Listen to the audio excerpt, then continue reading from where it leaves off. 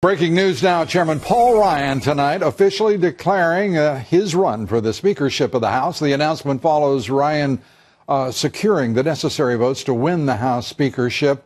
Ryan today picked up the endorsement of two of the three major caucuses in the Republican conference.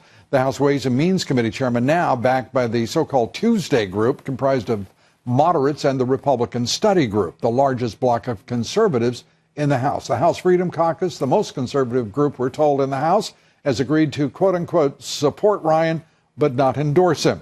Some fine parsing going on.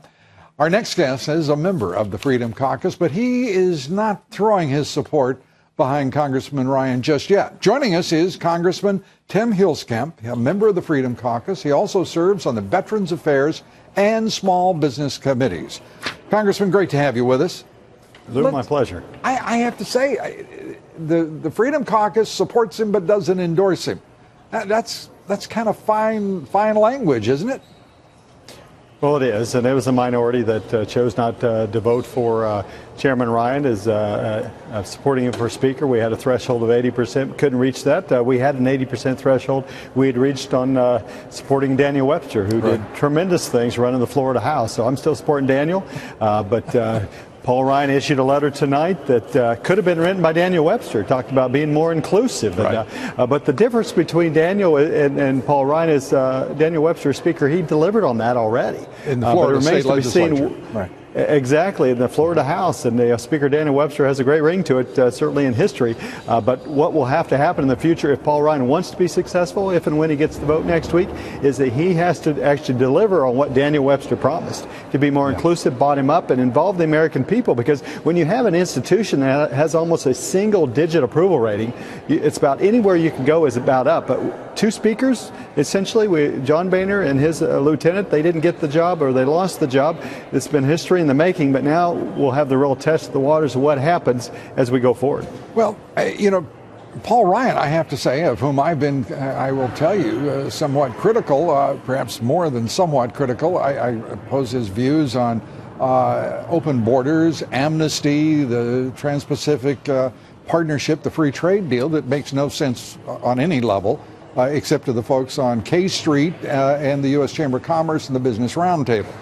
So, I mean, there's some uphill work here, but I do like him saying he's going to show everybody what a common sense conservative agenda looks like. Now, if he means what he says, and man, is that a big if, that's a big word in your town, then it might get interesting, as you're suggesting here. Well, I think he means what he says, but you still have a bunch of other Republicans. Many have been engaged in retribution and going after people for years now, and I've felt it, as have other conservatives. But when he says he's more inclusive, again, it's not about what you say, it's about what you do, and we have a long ways to go. But Paul did make the promise there would be, at least for the next year and a half, there wouldn't be any immigration bill. There might be border security, but the amnesty bill is not coming to the floor. I mean, we do have that promise.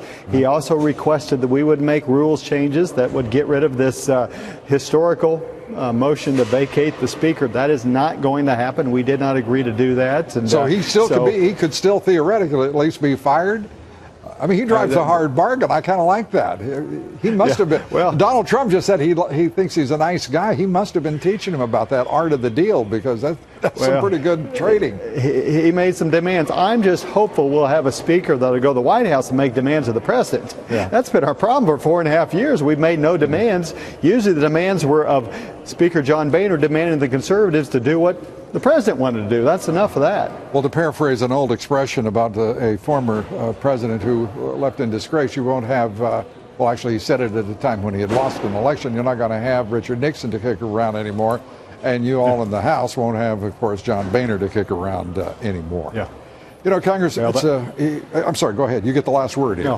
Well, I was just going to say, that's historic. You know, two speakers essentially gone in 2 weeks. The establishment was reeling. I think they have a candidate they think they can work with, but the proof's in the pudding. We'll see what those changes are. Paul Ryan's going to introduce those, and no more retribution. We start with a fresh start. That means you need to fill back in of the punishment that was meted out to conservatives, put them back on the committees they were kicked off of. It'd be nice to see the U.S. Congress, the House of Representatives, as the great democratic institution it is, rather than being described in various forms when people talk about retribution or punishment. or special prerequisites for leadership.